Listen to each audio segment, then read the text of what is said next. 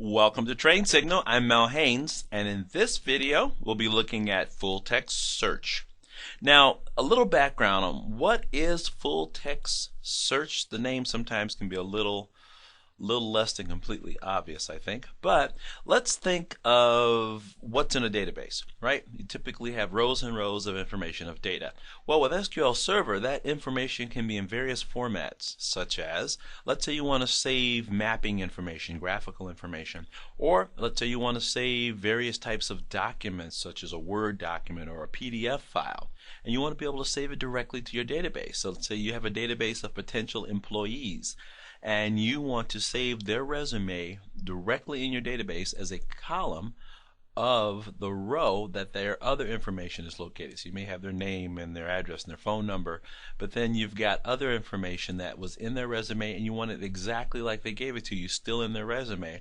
And now you want to be able to search through your database and find all of the individuals that have a certain element on their resume. How do you do it?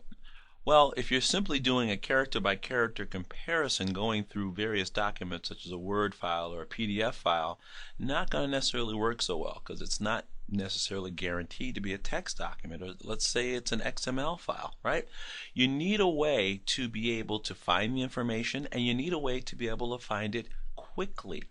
So in order to make it quick, you usually want to use an index. You don't want to have to go row by row by row. You want to have an index that, hey, says, oh, you want somebody who has full text search on their resume, right? You want to have that in an index and then have that index tell you exactly what row to go to.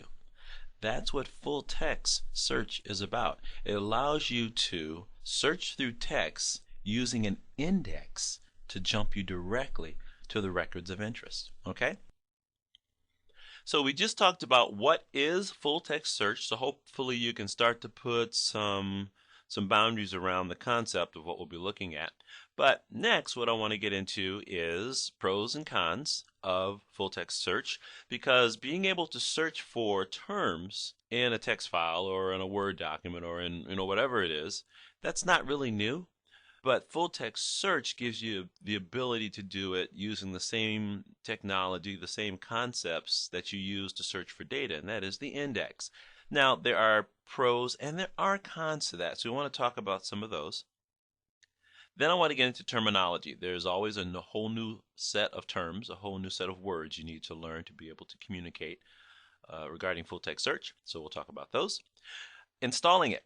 We installed SQL Server. We did not install full text search yet because I wanted to walk you through doing that separately just in case you're in that scenario where you already have SQL Server up and running but you never needed it before, full text search that is. So you go back and install that. So I wanted to walk you through that. Then we'll get into creating a full text catalog and a full text index. And of course we'll define those terms, but we want to create those via the full text index wizard. There is a wizard and we're going to use that. Right after we use that wizard, I kind of got carried away and jumped right into the like expressions versus the contains statement, where the like expression is finding things without using an index, without using full text indexes, and the contains actually uses it, and we'll see some of the advantages and different things you can do. Then I back up a little bit and just give you some T-SQL examples of creating a full text catalog and a full text index, and that's typically the case with SQL Server. You have a choice of doing things in T-SQL or doing things using the SQL Server Management Studio. And I've said it a few times before, but I'll throw it out there one more time. The Management Studio is great. It's pretty intuitive. There's a lot of stuff you can do in the Management Studio, probably far more than you will ever need to do. I say that maybe rather ambitiously. There may be 1, 2, 3 people out there that are using every single feature in there, but probably not, right? But even with that coverage of features, you tend to not have access to every single option of specific commands like you do with the T-SQL. So I usually try and point out the T-SQL statements. They're not real difficult or crazy in this case. They're pretty straightforward. Actually, we don't even run the T-SQL statements in this video, but I just want to point them out and give you the syntax. You can always just look that up and run that. It's not very different from most others that you'll encounter. Now this is kind of full of fun stuff. I just had a great time with this. Using the inflectional statement, The inflectional statement lets you do some cool types of searches where you're not just searching for a word, but you're searching for variations of a word. We'll talk about that, so I won't spoil it any more than that, just give you that. And it works in multiple languages because the variations of a word will vary depending on the language. So I was just curious to see what does it do in a foreign language myself. So I actually took out the little bit of Spanish grammar I knew, and was able to see it do its magic even with languages other than English. So we'll show you that.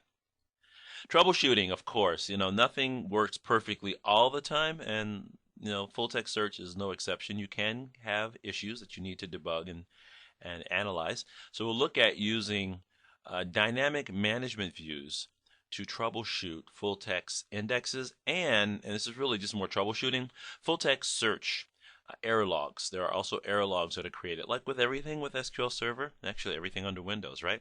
Same thing is true with full text search. So we'll look at the error logs, where you can find them, and what kinds of information you can find in those error logs. So jumping into pros and cons for full text search versus other methods of searching for strings. Starting with the pros, this is going to be faster.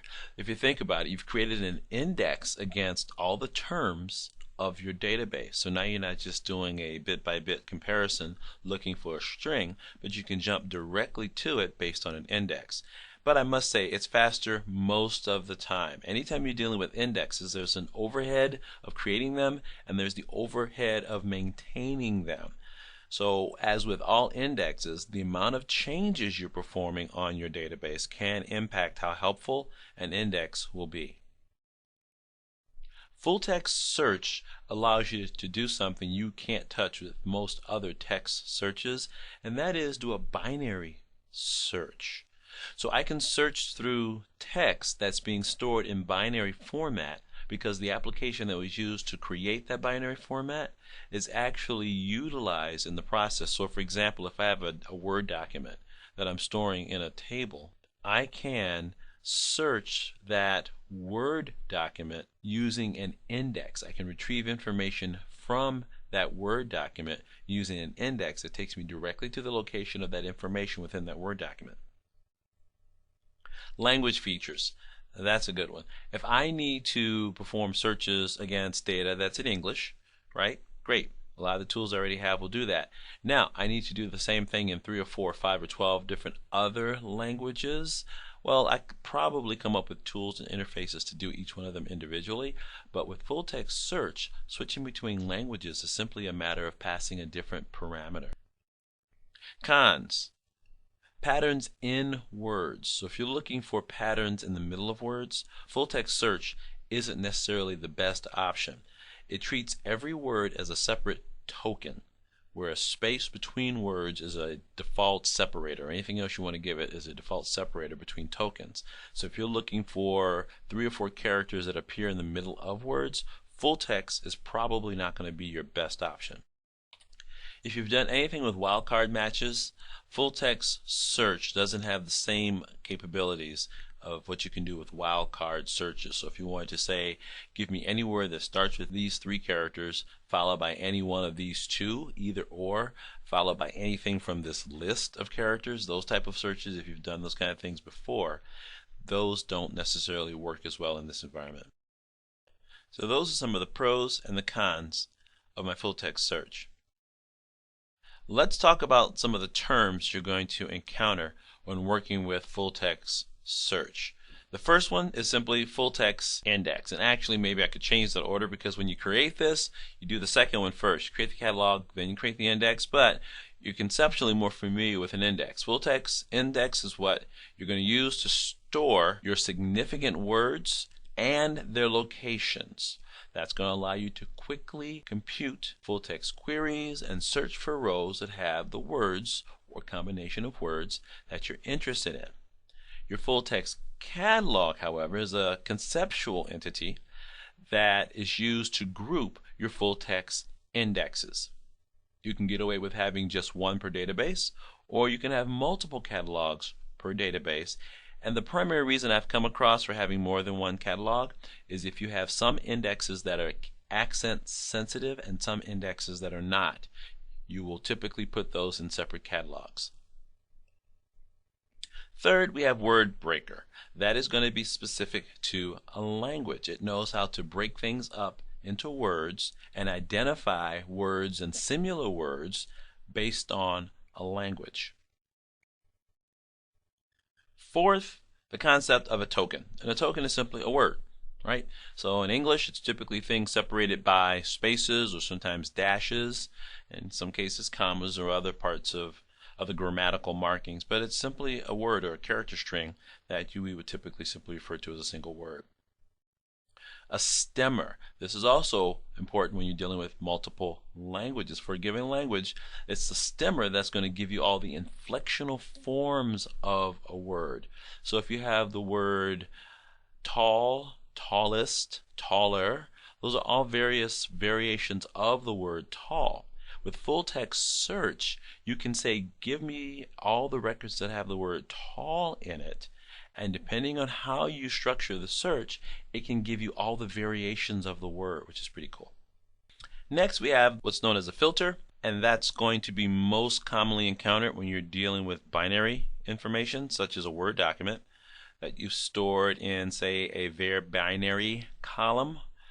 You can use that filter to map the contents of that column to what you see in your index, so that once again, when you type in a particular word, the physical representation of that word in your column will not necessarily be in text format. But using your filter, you can use that as the intermediary to go between the two. Next, you have population or crawl, and that's simply the process of creating and maintaining your index. It's not a one-time thing. You do it initially up front when you want to build the index, and then as the data changes, you can repopulate or constantly crawl through the data, to use another commonly used term, to repopulate and update the index. And then last but not least, we have what's known as a noise list, also called a stop list in some cases. It's a list of words to be ignored. Words that are just fluff, words such as and, but, or, that don't necessarily get used for searching. They're far too common to make them useful for searching. So the first thing we need to do to make full text search work is actually install it. So let's run out and do that. Go to All Programs, and I'm running under my MDM account, which is a good thing. I'll make a mistake every now and then and run under Administrator, but got it right this time. And if we go to Configuration Tools, there's my SQL Server Installation Center. Bring that back up. Now I could have done this when I did my initial install. Program needs your permission to continue. You have my permission. There's my Installation Center. Same routines we did for the install. Go to Installation, go to New SQL Standalone, or Add Features. And we're doing the second part, right? Tell it where your files are. Mine are still in my imaginary CD-ROM drive, which is just a virtual drive out there, but it looks the same under here from SQL Server's perspective. I don't even need to tell it which flavor I'm using. It'll figure that out for me. Click OK. I'm running 32-bit, by the way. Please wait while SQL Server does this little setup process, but eventually I'll get to a screen where I can pick the features I want to add, and the only thing I'm going to add at this point is full text search. 6 passed, 0 failed, 0 warnings, nothing skipped. It looks good. Click OK. Install. Green light.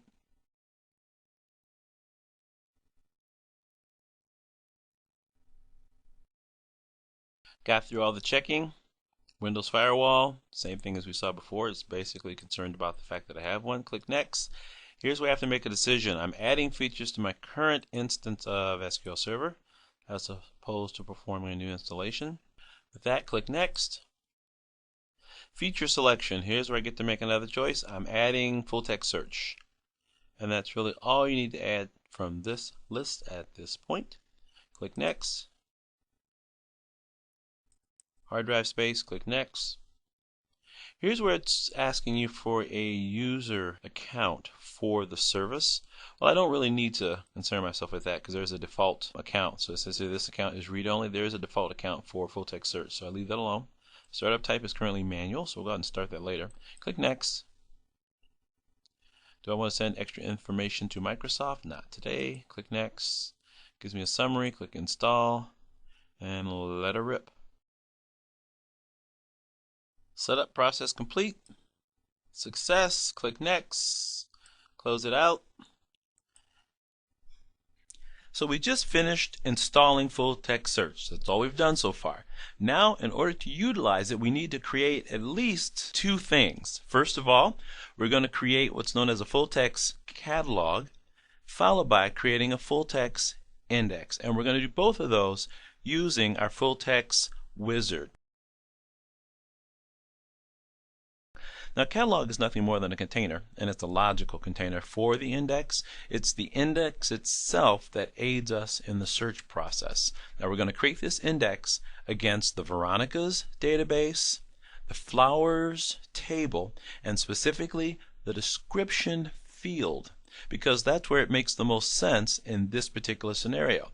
We have a description field that has a ton of text. It says a bunch of stuff about our products, right? Joe client wants information, wants to know what products we have that meet a certain criteria. They want things that are full sun or partial sun or low maintenance as far as water or whatever, right?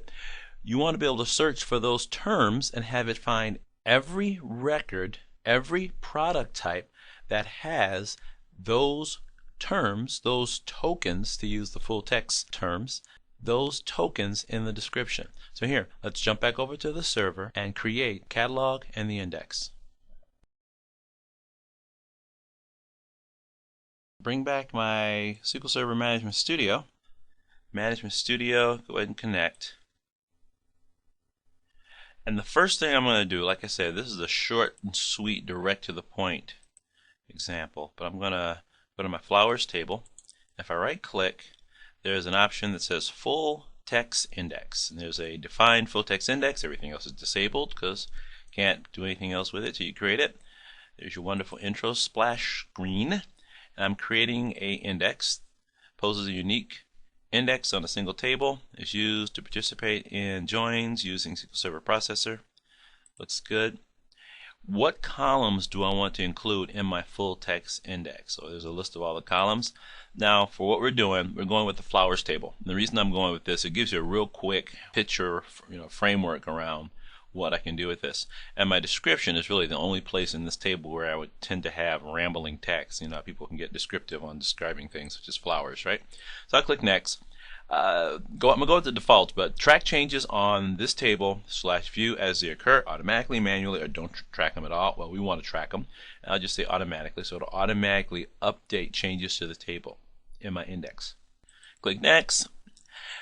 Select full text catalog. There's nothing there because I don't have any full text catalogs yet. As opposed to create a new one, I have to because I don't have one. So I'll go ahead and give it one. I'll just call it the Veronica's catalog. Set as my default, make it the default for the entire database. Accent sensitive versus insensitive. I'm going to go with insensitive because this is a pretty free-flowing text field, my description. But we don't want to get caught up on upper and lower case. File group, where should I save it? Just go with the default for now, but I can put it on my primary or any other file group that I have. And select full text stop list. And I'm going to have it put that into the system default list. There's a system default list. Click next.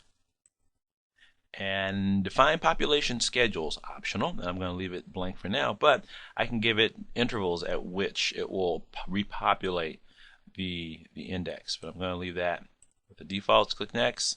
Can review my things that I've done. Click finish. And I created my full text catalog called Veronica's catalog. Created my full text index on it. Both were successful, no errors, no warnings. So I should be good to go. Expand, correction, don't expand, but right click, go back to full text index. And I can disable my index, I can delete it, I can start a full population of it, start an incremental. We'll talk about those in more detail. Disable change tracking. Remember we said to automatically do change tracking. Apply any track changes. I can go to properties and see things about my index. And we'll talk about this, like I said, in a bit. But right now, I just want to show you what it can do, right? So general, see some of the features of it. I can see what columns I included. I could change them. We'll get into word breaker in a second. But there's the language we're using. We're using English versus Bulgarian today. Maybe tomorrow we'll use Bulgarian. Schedules. And I didn't put any on, so I got my defaults there. But I have my index. So what does it allow me to do? Let's try this. Use Veronica's and go. And let's do something. Select star from flowers where, oops, I do enter there, where description like, and I would do something you're going to say, well, yeah, we already could do that. I know. Like full sun. I mean, some of the things you did before you can still do now, and actually it will be slower, right? There's something you could do before. Select star from flowers, and it's not finding that because flowers is in a schema. It's in the sales schema. There we go. And now it's find description. Good job. Select star from sales.flowers where description like full sun. And if I hit run on that, I get to see all the flowers that have full sun in their description. Some of them, most of them say prefers, partial, or full sun. Prefers. One of them actually says never full sun, right? So he's actually the opposite of the other group. So that's nothing new. Now what's different is, let's kind of morph slowly over to something we couldn't do before. Now using the full text index, I wasn't using it yet. Using the contains keyword, telling it I'm focusing on this description field, give it a comma, make a few changes in syntax. I don't need these anymore because it already has created an index based on those. Now, one more thing. It's automatically assuming a space is a break between a word, so it would not have this phrase necessarily there. It's looking for a word at this point. So if I want to look for the phrase, I actually need to include that in double quotes. And I need one more closing paren. Run this again, and I get the exact same results, right? Not a whole lot of difference, but I'm using my full text index. Now, that's the starting point, though. I can do much more with this than I could do before. So let's say, for example, I don't want to see the never full sun. I want to give a client a list of products that only require full sun. I can do things such as multiple words and saying include, exclude. So if I say prefers the keyword near and full sun, now run that again, record 34 disappeared off the list. The word prefers was not in that first result set, right? Let me take that out again. So since the word preferred was not there, it did not return this one.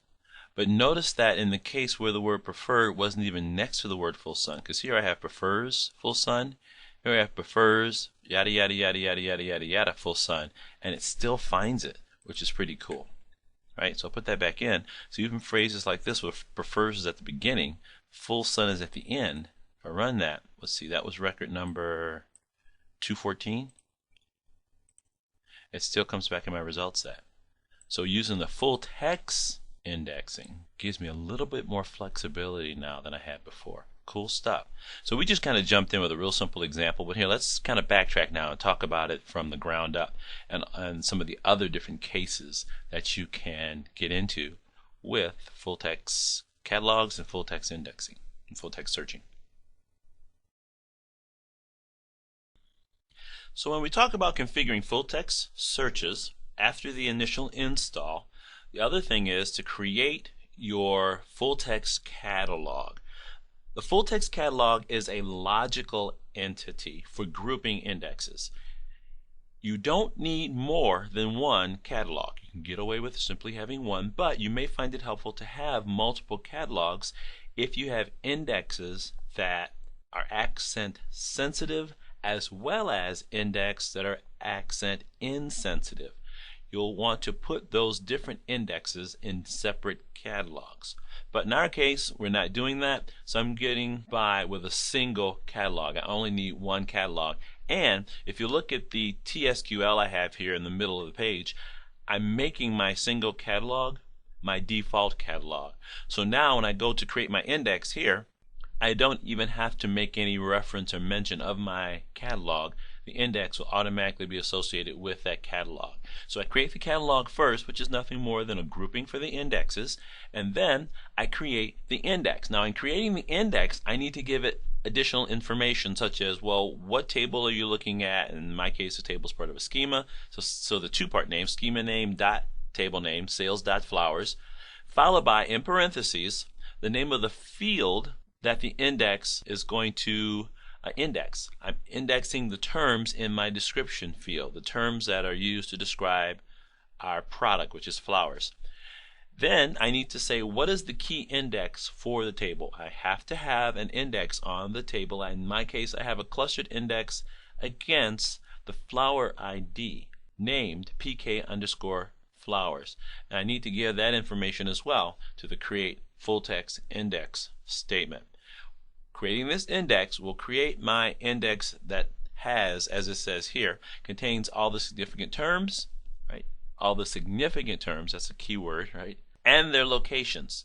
So for example, terms such as and, but, or, those tend to get stripped out, and the significant terms such as full sun, multivariated, or any other descriptive term that's specific to a product would remain. The where contains is a statement you're going to use with full text searching that allows you to take advantage of the power of a full text search. So here I have an example where I have some field that I want to search against. In my case it was description, right? And I can look for various terms. So I can look for the word multi followed by anything. I can look for the word multi as well as the word full in the same search, both followed by anything. I could look for terms or phrases that are somewhere in the same record, in the same field, and not necessarily immediately preceding or following one another. So simply looking for the word likes in the same field somewhere near the term full sun. And then another one that's really cool is the inflectional forms of a word. Let's say I'm looking for every use of the word water and every variation of the word water within my records. Well, that's a lot of variations to keep track of. And a cool thing, this even works in other languages. I actually tried it out. I wanted to see what it does with Spanish and all the different variations of a verb. Because if you know anything about that, there can be 30 or 40 different variations of a verb in some languages. It actually can handle that. So if I give it the word water, simply W-A-T-E-R, water, it can find every record that has water, every record that has watered, every record that has waters, every record that has any variation of that word. And like I said, you tell it what language you're working in, and then it goes from there and actually gives you the variations of the word for that language. Really cool stuff. So what I want to do now is take you back over to the server, and we're going to actually use the inflectional statement to search for various records that have terms similar to our search term. Because here's where I can say, give me anything that has terms such as full sun anywhere in the title, or anywhere in the description rather, whether it be requires full sun, never likes full sun, whatever it may be. I can tell it to give me various variations of terms, such as watering. I could say give me watering, give me waters, give me watered, whatever variation of a term that's a close match will come back in my result set when I'm using the inflectional statement. But here, we're going to do that against the flowers table again in Veronica's database, again against the description column. Go File, Open File. So I'm going to go to Course Files, Full Text Search, and open up Inflectional. We saw some simple things you can do with the contains, but I want to take you one step further. And all I have here is a simple use Veronica's, telling it to use the right database, deleting the records because I've run this more than once and you may want to do the same. And then I'm simply going to insert a bunch of records into the database. What am I inserting? Actually 4 records, and all I'm giving is two values into each per row, right? Flower ID and description. Giving it a flower ID of 501, and for my description simply grows. Not a bad description for a flowering business, right? 502 is growing, 503 is grew. right? Just going down through various variations of a word. How likely is it that in a description you might have such a situation? Very likely in languages. And how do you search for all of those? Well, you have to come up with every possible variation of a word. Or wouldn't it be great if you can give it just one variation and it finds all the matches? Well, that's exactly what happens here. I'm going to run this part at the top first, execute it. So I actually deleted the 4 that I had there before and reinserted them, so they're in there. Scrolling down and then simply saying select star, it'll be easier to read if I get rid of that. So let's do this. Flower ID, comma, description. The reason for that is I only just inserted a flower ID and a description, and the rest of everything this would just be nulls scrolling across the screen. So let's just get rid of that so we can just focus on those 2 pieces of information. Execute that, and voila. I get my flower ID, and just searching for any variation of the word grow, I get all the different variations plus the word grow. Pretty cool. Now, if you saw my SQL 101 training course, you know that Veronica's has gone international. We have offices, right, fictional offices, of course, all across the United States as well as in Puerto Rico. So, how well does this work with other languages is my next question. And also, I was kind of fascinated by the fact that here, open file. In English, how many different variations of a word can you come up with? I mean, if you can come up with more than 4 or 5 variations of grow, good for you. In Spanish, it's pretty easy. These are various variations of the word to walk, caminar. So I have 1, 2, 3, 4, 5, 6, 7, 8. And that was a small list. I could have come up with about 16 pretty easily. So I was curious to know how well would it catch all of that. What's different? Nothing is different up here. Exact same thing as before, just got the words in Spanish. Down here though, I do need to specifically say using the language option that I'm searching Spanish now. Right? Just putting the word Spanish in double quotes, and the in there once again is simply saying I'm passing it in as Unicode. So form of the word caminar. Once again, run all this first. I deleted it and reinserted it just so you can see it wasn't there. Run this, execute, and it finds all 7 variations of the word caminar. Now, one thing I didn't try, and I'll do this right now with you guys and see what happens. Can I search both ways? So I gave it infinitive. What if I went with caminar? Try it again. And it found all 7 this time. I have found, however, that is not always the case. So here, let me give you one more example just to round this out. File open. I was really curious to kind of test this out. And I came up with another verb, which is a little stranger in that it changes spellings a little more radically than caminar. The verb oír means to hear. The infinitive or the base form is simply O-I-R. But when it changes into all kinds of spellings. O-Y-E-N, O-I-M-O-S, right? So it gets a little crazier. The only thing that's the same is really the first letter in some cases. So I was curious to know how well that one worked. And if I give the infinitive form of that, here, let's do this again. Run all that. So it was there before, I deleted it and reinserted it for you. And now if I try and search for just the oír,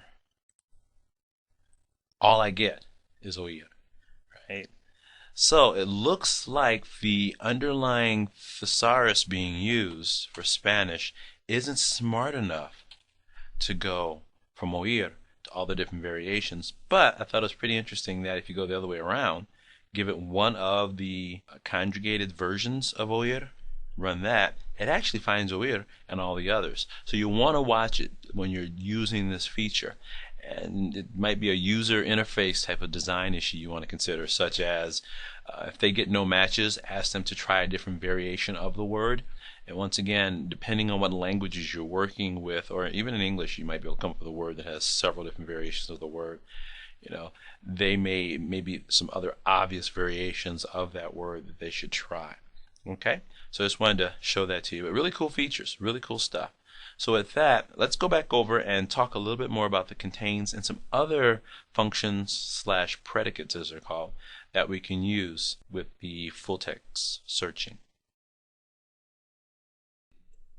Jumping into troubleshooting full text search, when you talk about troubleshooting FTS, as I'll call it, you're primarily going to focus on two main areas: the dynamic management views, or DMVs, and then your full text error logs. What are DMVs, first of all? Well, SQL Server maintains a long list of views, pre-configured views, that it's populating with diagnostic information as it's running.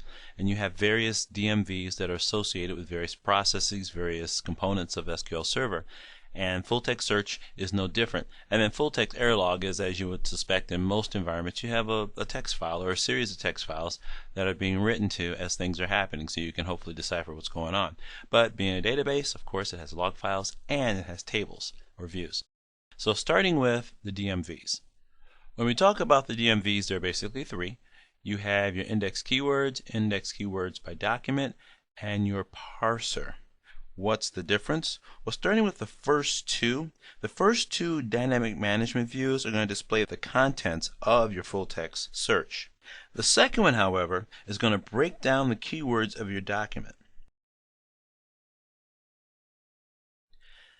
So now we want to jump over again to my server, and we're going to look at some of the troubleshooting options you have. We're going to focus on, first of all, dynamic management views, which are just built-in SQL Server views. You don't create them. They're automagically, I like to say, given to you for free. And they're going to be populated automagically by SQL Server as various activities occur in your database. So we'll have information in there specific to our Veronica's database as well as all the other databases. Using that information, we can find out the health of our database. So we want to go over and do that. We're going to go over and look at our database management views that are specific to full text search right now.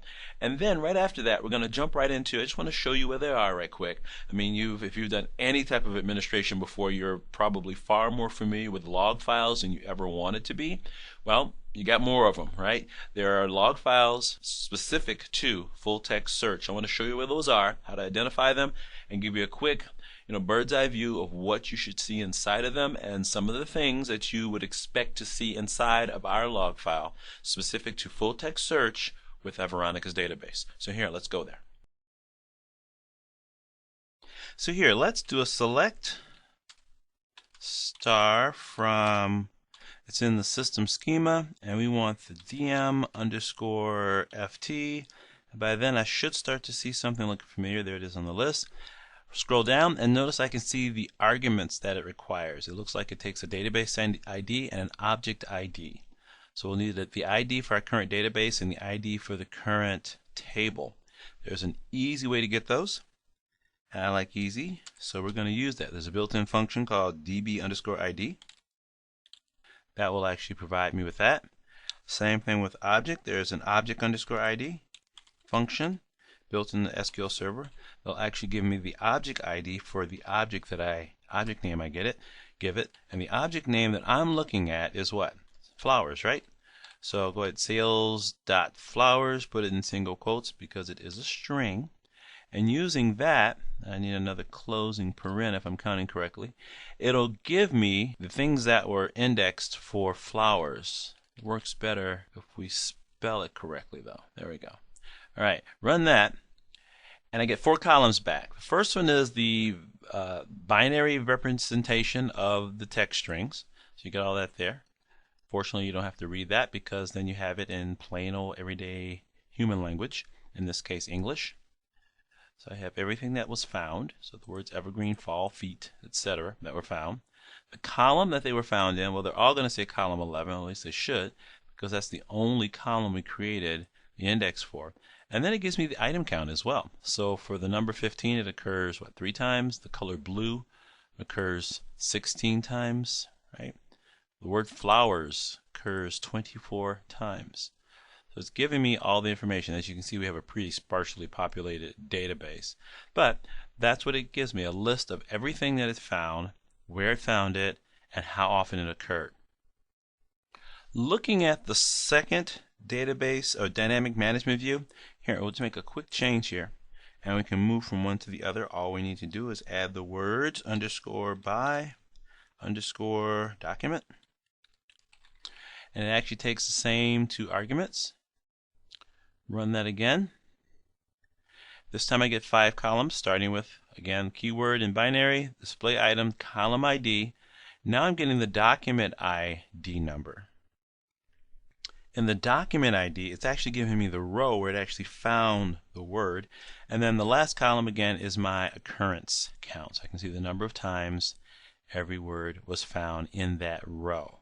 So for example, I'm finding the word flowers in all these different rows, but only once per row, right? There's probably not too many that are going to be in the same row twice. So inches evidently is being used redundantly. And the word partial, probably partial sun, partial shade, I think is a common description in a database, so it makes sense. I would see that in there twice, all right? So that's using the first 2 DMVs. So if the first 2 DMVs are focused on what happens during the indexing process, the last DMV is focused upon what happens during the searching process. So here, let's just edit what we have. I have sysdmv underscore full text search, and I want to replace this portion with simply the word parser. And now for the argument list, I'll just blow all this away because none of that really applies now. I'm open paren, it actually once again prompts me. It wants a query string, which is a word from the database, such as in our case flowers, followed by the language we're working in. And I can take you to a chart in the internet and show you all the language numbers, but after a while you start to memorize the ones that are most commonly used for your locale, and 1033 is English. Third argument is what stop list to use. I don't need an extra paren there. What stop list to use? I'm just using the default system stop list. I give it a 0. And then last, I tell it if it's going to be not sensitive or sensitive to accents. I'm not doing anything with accent sensitivity, so I'll just put in a 0 for that. Put a closing paren. And I get back the results for flowers. So what do my results mean again? First of all, representation of the keyword, other information about the search such as group ID, phrase ID, the occurrence, and other information about that search. All right, so those are your 3 DMVs. The next thing we want to look at quickly is the log file. So here, let's minimize this and look at the log file. Go to my computer, go to my C drive, program files, Microsoft SQL Server, and I'll expand these so you can see the full path. But I want MSSQL.10, so I'm looking at SQL 2008. Only one folder to choose from there, and I want the log folder here. Double click here, and I have various SQL Server log files in here. The ones I'm interested in, we'll start with SQL.ft for full text, and I have a couple of them. There's my most recent one here from today, October 20th. And if I double click on that, it opens up by default. It'll grab it in Notepad, and you can get information about the various activities that have been happening with full text search, such as when I turned on auto population, it was initialized for a particular table. It says the table name right there. It's kind of cool. All that detail is in there. And it gives status further down on the far right. Number of documents processed, number of failures. I love to see zeros after those kind of statements. Number of documents that will be retried. There's no need to do a retry because nothing failed. And once again, I have pretty limited data, so you see really small numbers. But here's a place you would go to get additional information about troubleshooting. Wow, so we got through all of that. What did we talk about?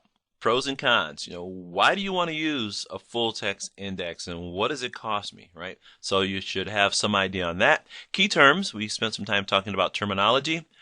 We used the full text index wizard to create our initial catalog as well as our initial index. We used the contain statement as well as the inflectional statement and showed what you could do with those. And we looked at some troubleshooting with full text search. So with that, we come to the end of our video. Thank you so much for watching, and I look forward to seeing you in the next video.